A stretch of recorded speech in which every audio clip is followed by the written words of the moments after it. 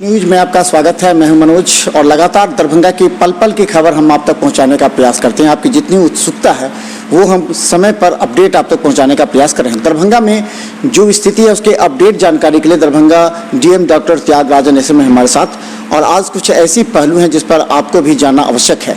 सबसे पहला, आप घर के अंदर रहें, ये सबसे बड़ी पहल होगी, सराहनीय प्रयास होगा। अभी जो दरभंगा में क्या स्थिति है अभी अपडेट का? देखिए, दरभंगा में अभी 80 लोगों के आसपास जांच कराया गया है और जांच में अभी तक किसी का पॉजिटिव नहीं आया है। लगातार संदेह के आधार पर कई लोगों को हम लोग ले जा करके एम्बुलेंस के माध्यम से ले जा करके डीएमसीएच में जांच करा रहे हैं। अभी तक किसी का पॉजिटिव कोविड पॉजिटिव नहीं आया है।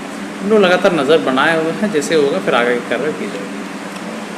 दरभंगा में राज मैदान में जो सब्जी बेचने की प्रक्रिया प्रारंभ की गई थी, वहाँ भी आपने देखा है कि काफ़ी ज़्यादा भीड़ हो जा रही है। वहाँ की व्यवस्था थोड़ा सा अव्यवस्थित हो गई है वहाँ पर भी।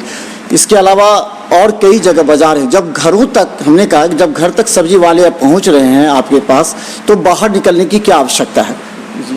देखिए, राज मैदान में जो व्यवस्था की गई, नगर आयुक्त को हमने निर्देश दिया था, उस आधार पर आज काम भी शुरू हुआ है। वहाँ पर लाइन और सर्कल लगा करके लोगों को बिठाने के लिए व्यवस्था की जा रही है। तो मैं समझता हूँ कि बाकी जो हाट बाज़ार है, बड़े हाट बाज़ार जमालपुर किरतपुर में लगता है, सिमरी में लगता है, इस पर कई जगह पर हाट बाज़ार लगता है। सब जगहों पर सोशल डिस्टेंसिंग का नाम पालन करने के लिए हमने निर्देश दिया है। सीओ और थाना को आज बीसी के माध्यम से भी दिया गया है।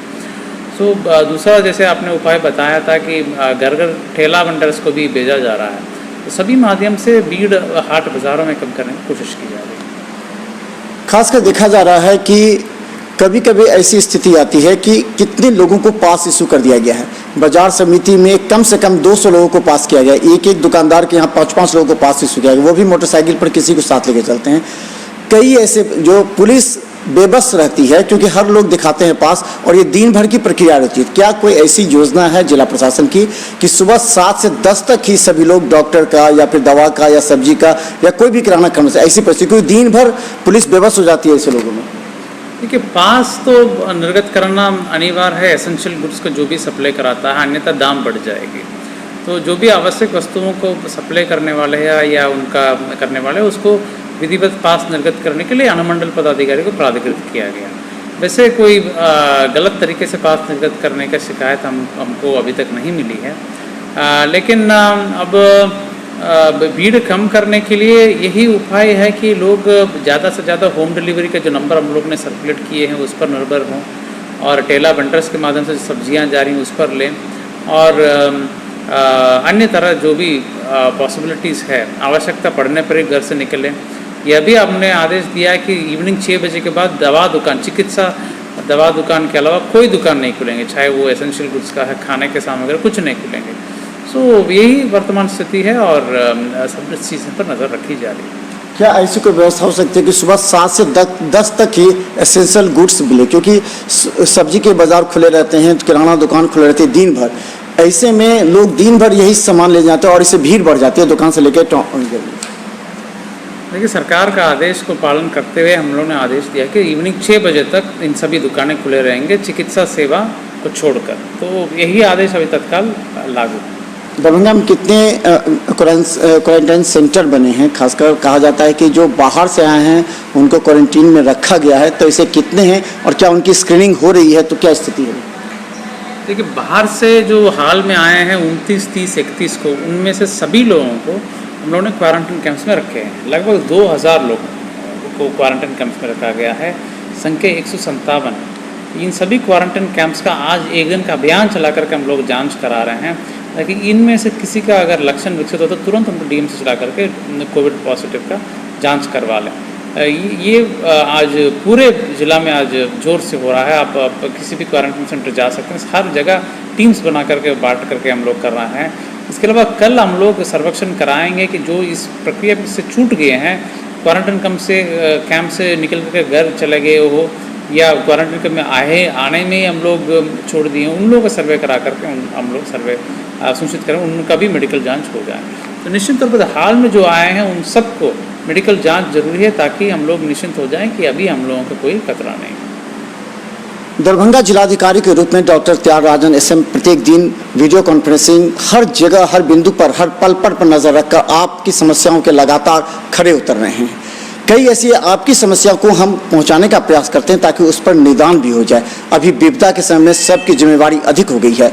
एक समस्या ये भी आ रही है कि दरभंगा डीएमसीएच में जो कोरोना जांच की व्यवस्था दरभंगा जिलाधिकारी कई बार उन्होंने निरीक्षण किया है, कितने लोगों की व्यवस्था और कितने दिन में रिपोर्ट आ जाती है उसकी?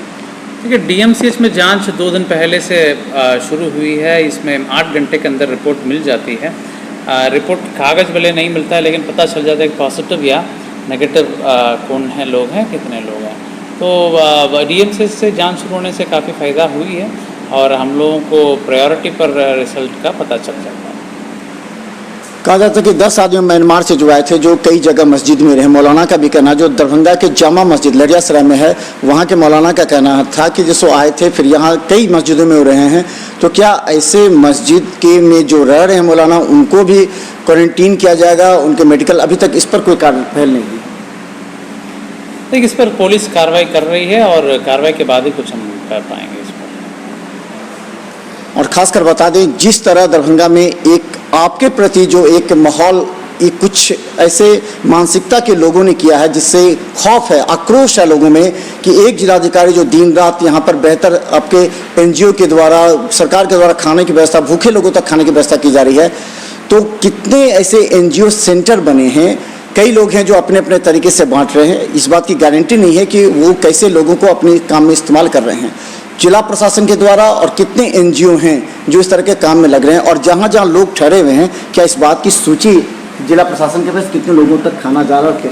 देखिए, 3 केंद्रों में अभी तक हम लोग 650 लोगों को प्रतिदिन लगभग खाना खिलाने के काम कर रहे हैं। इसके अलावा एनजीओ से कुछ लोग कहीं ग्रुप बना करके बांटने का सूचना मिली थी, तो हमने नगर आयुक्त को स्पष्ट चिट्ठी लिख करके इन सभी को परमिशन रद्द करने के लिए निर्देश दिया और नगर आयुक्त ने भी इन सबको बैठक करके इन लोगों ने सख्त निर्देश दिया कि एनजीओ के माध्यम से खाना नहीं बांटना है। इसमें हम लोग इसलिए ऐसा कर रहे हैं कि सोशल डिस्टेंसिंग का नॉर्म्स इसमें पूरी तरह विफल हो जा रहा है कि एनजीओज़ का सोशल डिस्टेंसिंग ना करके उसको जा करके खाना बांटना, और ये उसके वजह से कोरोना का स्प्रेड होने का चांसेस भी रहता है। हम लोग सभी सरकारी नियम को पालन करते हुए करते हैं। दूसरा, एनजीओज़ कोई इन्वॉल्व होंगे तो किस तरह का क्या स्वस्थ रूप से खाना बनाते हैं, इसको चेक करने का कोई मैकेनिज़्म नहीं है।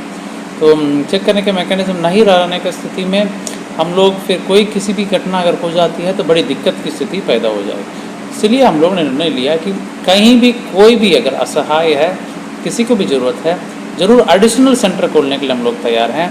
लेकिन अब तक जैसे पता चल रहा है कि 650 लोगों के लिए 3 केंद्र पर्याप्त है, और जरूरत पड़ी जितना भी केंद्र खोलना चाहिए उतना केंद्र सरकार के असर से खोला जाएगा।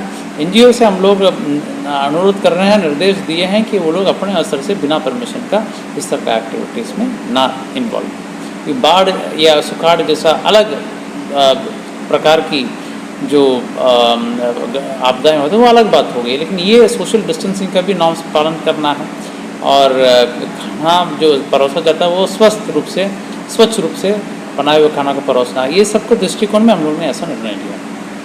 खासकर दरभंगा के लिए ये राहत का विषय है कि एमएलएसएम कॉलेज या अन्य जगह बाहर से आने वाले की संख्या में काफ़ी कमी हुई है। जैसा हमने लगातार 3 दिन से देखा है, डीएमसीएच में जहां सबसे पहले 300 लोगों की जांच हुई थी, फिर 220 की, 170 की और कल 86 लोगों की जांच हुई, कम हो रहा है।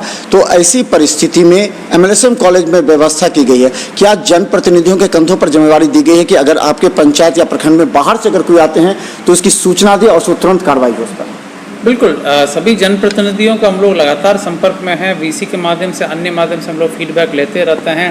वो लोग अपने पंचायतों में साफ़ सफाई के भी हमने जनप्रतिनिधि को प्राधिकृत किया है। 5th फाइनेंस कमीशन का राशि से खर्च करने के लिए सभी मुखियागण को सरकार ने आदेश निर्गत किया है, और village health and sanitation fund में इन लोगों के पास, मुखिया लोगों के पास पैसा है, तो सभी लोगों को इन्वॉल्व किया जा रहा है। सभी लोगों को फीडबैक भी आ रही है। प्रतिदिन कई मुखिया लोग मेरे से सीधे संपर्क करते हैं, कहते हैं कि फलाना जगह पर लोग ठहरे हुए हैं, फलाना जगह पर लोगों को मदद नहीं मिल रहा, तो तुरंत हम लोग मदद पहुंचाने के लिए काम करते हैं। और अंत में दरभंगा का एक प्रश्न है, जिस सभी आपके बारे में जो कार्य आपके हो रहे हैं, लोग काफ़ी प्रशंसा कर रहे हैं, आपकी सराहनीय, क्योंकि एनजीओ से लेकर भूखों तक खाना पहुंचाना सुबह शाम, इसके अलावा जो बाहर से लोग आ रहे हैं उन्हें डीएमसीएच भेजना, फिर ऐसे गांव में जो स्कूल में जो क्वारंटीन सेंटर बने हैं उसकी जांच करना।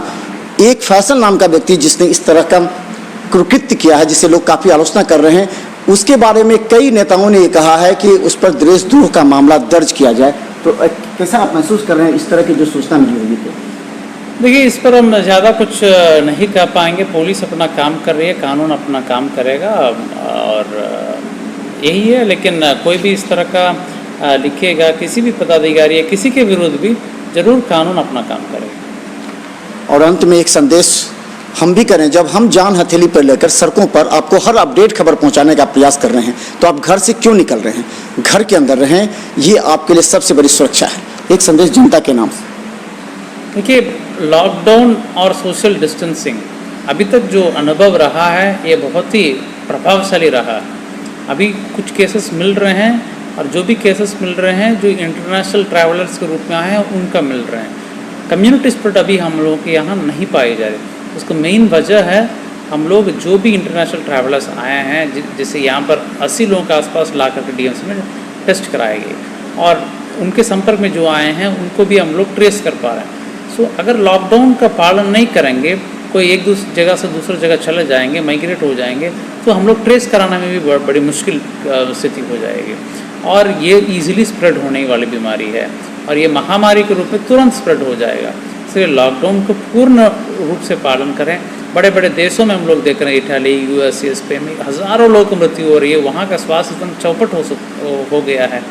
सो हमारे सिस्टम को जितना संभव है उतना पहल हम लोग कर रहे हैं, लेकिन लोगों का सहयोग की आवश्यकता है। घर पर ही रहें, जब तक आवश्यकता नहीं हो, अति आवश्यक नहीं हो, घर से बाहर नहीं निकलें। धन्यवाद। हमारे साथ दरभंगा डीएम डॉक्टर त्यागराज जनरेशन जो हर एक एक पल की खबर आप तक पहुंचाने का प्रयास कर रहे हैं, सूचना दे रहे हैं ताकि आप घर के अंदर रहें। आपकी सुरक्षा की जिम्मेवारी जिला प्रशासन की है और हम आपको बता दें पूरी तरह दरभंगा के हर अधिकारी सचेत हैं। आपके लिए सुरक्षा में पुलिस के साथ प्रशासनिक अधिकारी लगे हुए हैं। आपको सिर्फ एक बात कहा जा रहा है, अगर बाहर से कोई भी आदमी आते हैं उसकी सूचना जिला प्रशासन को दें ताकि उसकी मेडिकल जांच की जा सके और उसे दरभंगा डीएमसीएच के आइसोलेशन वार्ड में रखा जा सके। देखते रहिए मिथिला मस्ट न्यूज पर हर अपडेट खबर। धन्यवाद।